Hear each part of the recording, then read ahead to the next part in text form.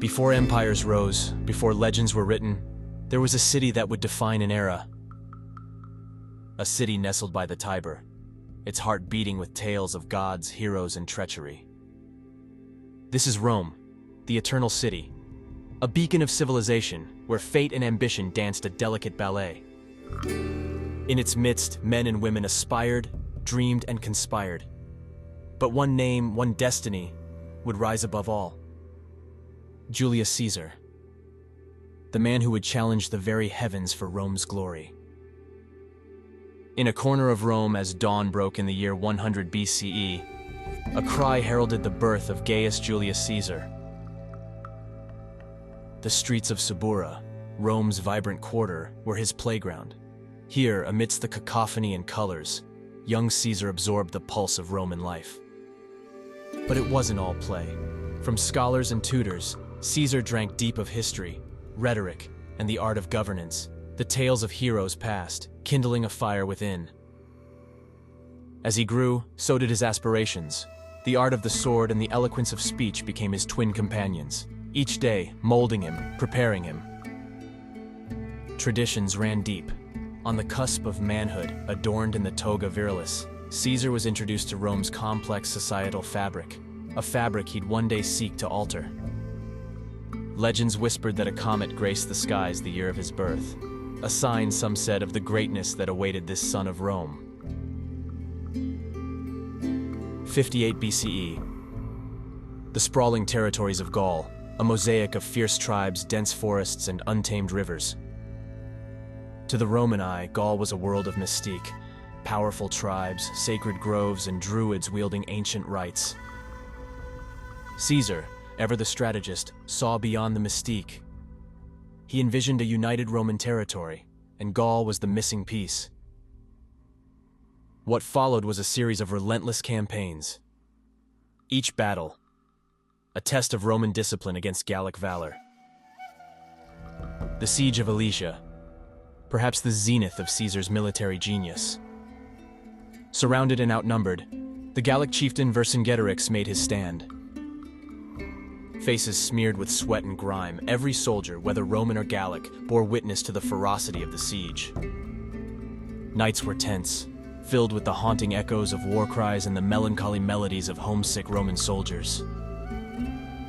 Alesia's fall marked a turning point.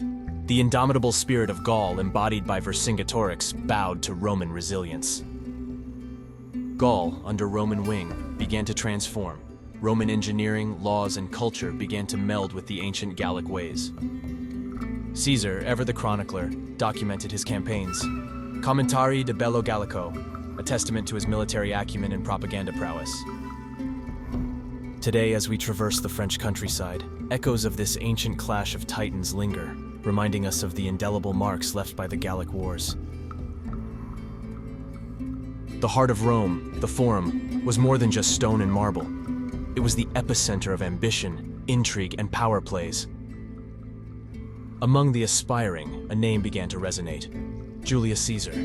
Not just a soldier, but a visionary with eyes set on Rome's pinnacle. His audacity was legendary. Once captured by pirates, young Caesar nonchalantly promised them crucifixion, a promise he later upheld. But audacity alone wasn't enough. Caesar knew the value of alliances. Thus was born the first triumvirate: Caesar, the rich Crassus, and the esteemed general Pompey. Gaul's conquest not only added territories to Rome, but showered Caesar with wealth and unmatched military loyalty. Yet Rome's Senate grew wary. Caesar's rising influence threatened the traditional balance of power. The Rubicon, a mere stream, but its crossing marked a tsunami in Roman politics.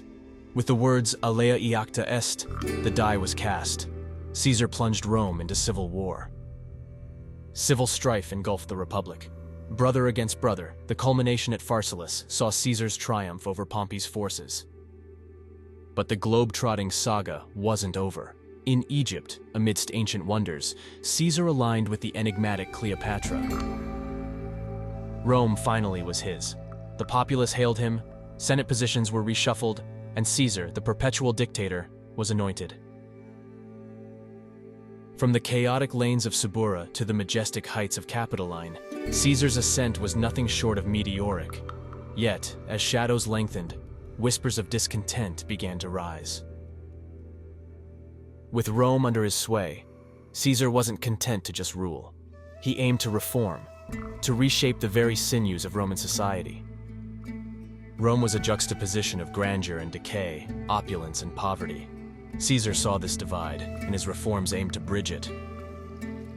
First came the Julian calendar, replacing the chaotic Roman lunar calendar. A leap year was introduced, aligning the calendar more closely with the solar year. Infrastructure flourished. Roads, aqueducts, public buildings. Caesar's Rome began to don a new visage, a city worthy of its empire. To understand his empire, Caesar initiated a vast census. The results? Rome's citizenry had swelled, a testament to its expansive reach. Hunger, the silent enemy. Caesar restructured the grain dole, ensuring that Rome's burgeoning populace never went hungry. For his loyal legions, Caesar ensured rewards. Vast tracts of land were allocated for veteran settlements, integrating soldiers back into civilian life. The Senate, Rome's age-old institution, wasn't untouched. Caesar introduced members from provinces, ensuring a more inclusive representation. Reforming the judiciary, Caesar aimed to diminish corruption. New laws, new magistrates, and a drive for swifter justice marked this era. Caesar's reign was not merely about power consolidation. It was a vision of a progressive Rome, an empire rejuvenated from its core, ready to face the challenges of a new age. Yet, as history teaches, progress often comes at a cost. The Ides of March 44 BCE, a date that would reverberate through history. The calm of Roman dawn belied the storm that was brewing. Whispers grew in the corridors of power, unease, envy, fear, emotions that formed the crucible for conspiracy. Caesar, the Colossus of Rome, had admirers and detractors in equal measure. His meteoric rise, reforms, and dominance had made him both savior and threat. Forewarnings came. A soothsayer's chilling caution, omens in the Roman skies, and unsettling dreams in the Caesar household. The Senate House of Pompey, the chosen stage for this dark drama. As Caesar entered, little did he know the script his so-called friends had penned. Cassius, Brutus, and their co-conspirators closed in. The first stab, a shock, and then a flurry of blows, each strike echoing betrayal. The gravest cut came from Brutus. "Et tu, Brute?" A question, an accusation, a heartbreak. In that fleeting moment, a friendship was shattered and history was written. Silence followed the tumult. The mighty Caesar lay vanquished, not by foreign enemies, but by the very hands that once swore loyalty. Rome had lost its luminary. The aftermath was tumultuous, riots, speeches, wars. The Republic, already teetering, would never be the same.